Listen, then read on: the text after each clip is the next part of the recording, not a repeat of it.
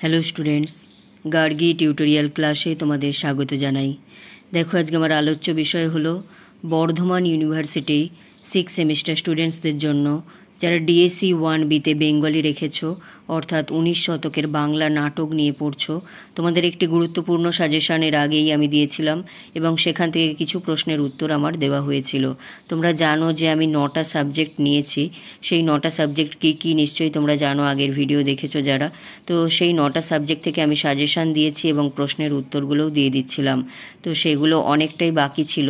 তো এখন আমাদের যে এসএসসি হিস্ট্রি যে পার্টটা আমি নিয়েছি বা ডিএসসি হিস্ট্রির যে পার্টটা আমি নিয়েছি সেগুলো থেকে প্রায় ক্লিয়ার হয়ে গেছে, আর 2টো করে প্রশ্ন হয়তো বাকি রয়েছে এবং বেঙ্গলিও আমি ধরেছি।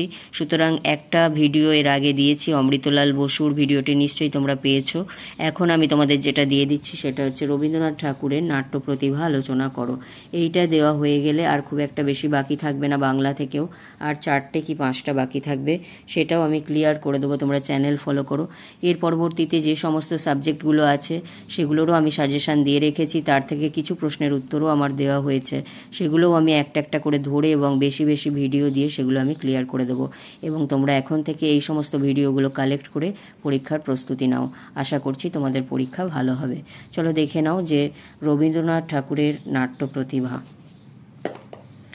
এখান থেকে বলবে, বাংলা নাট্য সাহিত্যে রবীন্দ্রনাথের অবদান অবিস্মরণীয়।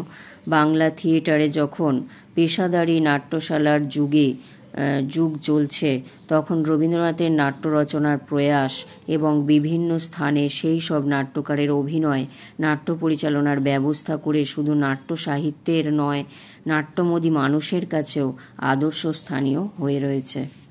এরপর প্যারা চেঞ্জ করে বলবে, রবীন্দ্রনাথ গ্রিক নাট্যকলা ও শেক্সপিয়ারের উভয়ের নাট্যকলাকেই অনুসরণ করেছেন।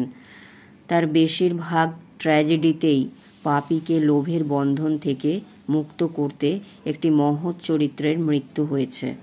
আবার গণচেতনার দিকটি জনতা চরিত্রের মাধ্যমে উপস্থাপিত হয়েছে। শেক্সপিয়ারের জনতা চরিত্রের মতো এই চরিত্রগুলি নাট্যকারের অপরূপ সৃষ্টি, যা পরবর্তীকালের নাট্যকারদের প্রভাবিত করে।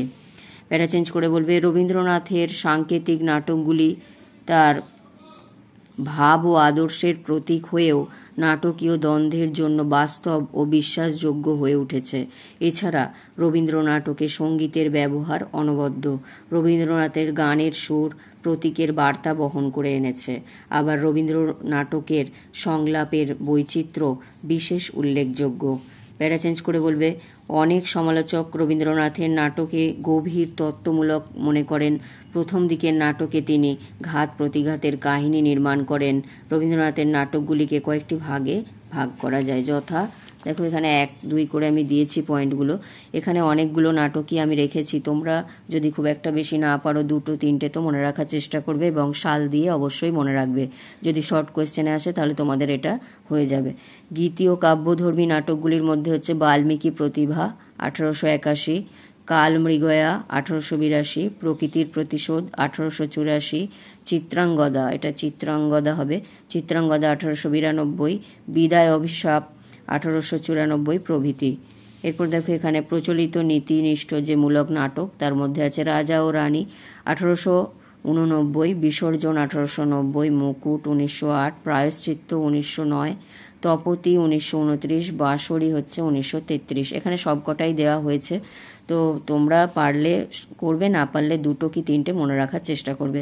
কৌতুক নাটক হচ্ছে গোড়ায় গলদ 1892, বৈকুণ্ঠের খাতা 1897, ব্যঙ্গ কৌতুক 1907 এবং শেষ রক্ষা 1928, চিরকুমার সভা 1936, হাস্যরসের নাটক এবং হচ্ছে ঋতু নাটকের মধ্যে হচ্ছে শারদ উৎসব হচ্ছে 1908, ফাল্গুনী হচ্ছে 1916, শেষ বর্ষণ 1925, বসন্ত 1928।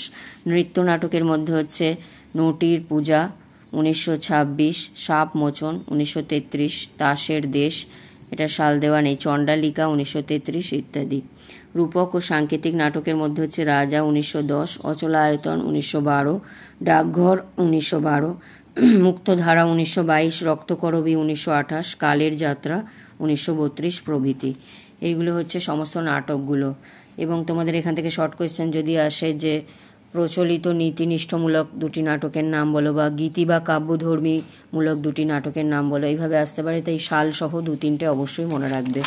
এরপর দেখো এখানে পরিশেষে বলা যায় ঠাকুরবাড়িতে নাট্য সাধনার যে প্রকাশ ছিল জ্যোতিরিন্দ্রনাথ ঠাকুরের প্রয়াসে, যা একটা সমৃদ্ধ শিল্পরূপ পায়, রবীন্দ্রনাথ তাকে আরও পূর্ণতায় বিকশিত করে তোলেন। নাট্য রচনায় রবীন্দ্রনাথের প্রতিভা বিস্ময়কর শিল্পময়তায় অভিব্যক্ত হয়েছে। রবীন্দ্রনাথের নাট্যবোধ পরিমার্জিত এবং আতিশয্যকে পরিত্যাগ করে এক সুন্দর শিল্পরূপ নির্মাণ করেছিলেন। ব্যাস, এটা বলে শেষ করবে।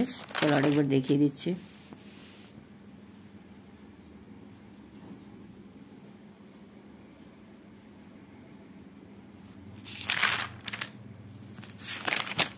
তাহলে এটা হয়ে গেল যেটা রবীন্দ্রনাথের নাট্য প্রতিভা। তাহলে আর খুব একটা বাকি নেই। এই সমস্ত প্রশ্নের উত্তরগুলো আমি দিয়ে দেবো, তোমরা চ্যানেল ফলো করো।